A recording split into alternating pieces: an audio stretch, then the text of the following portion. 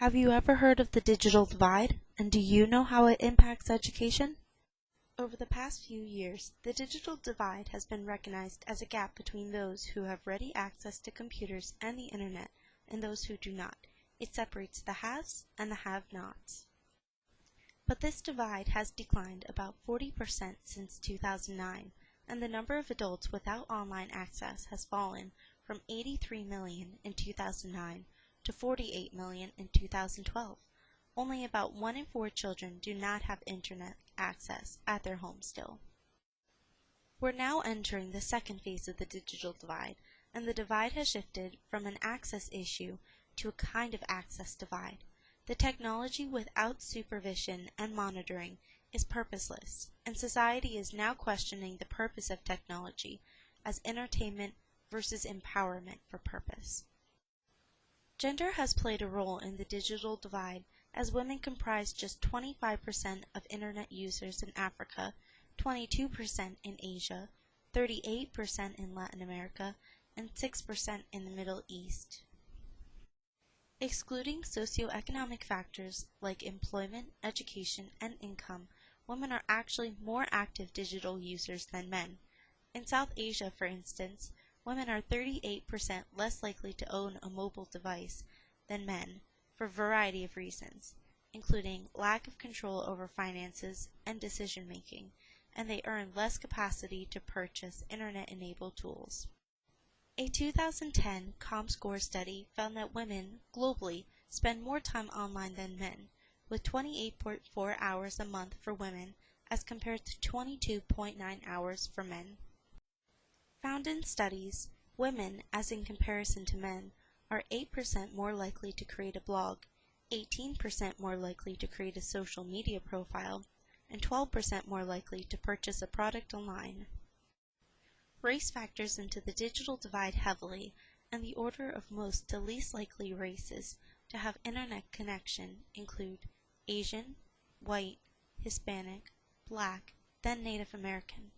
NBC News says that 51% of Hispanics and 46% of Blacks use their phone to access the internet, as compared with the 33% of the white population.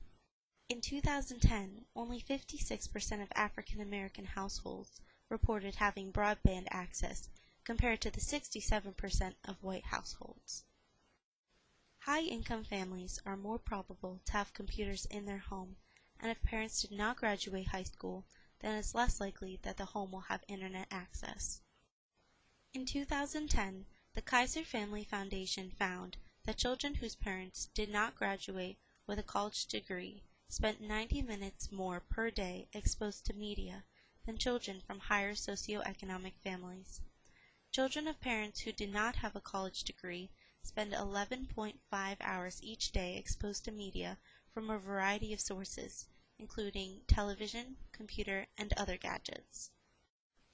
1/3 of households with income less than $30,000 a year and teens living at home still don't have broadband access.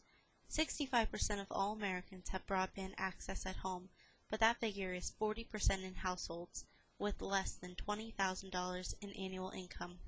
Half of all Hispanics and 41% of all African American homes lack broadband access. Some of the basic ways to combat the issues include libraries staying open for students longer, schools to provide access to computer labs after school for students, an increase in connection for students, and an investment in broadband connection for rural household areas. Teachers can build the technology into their teaching grade by grade so students can develop the abilities over time.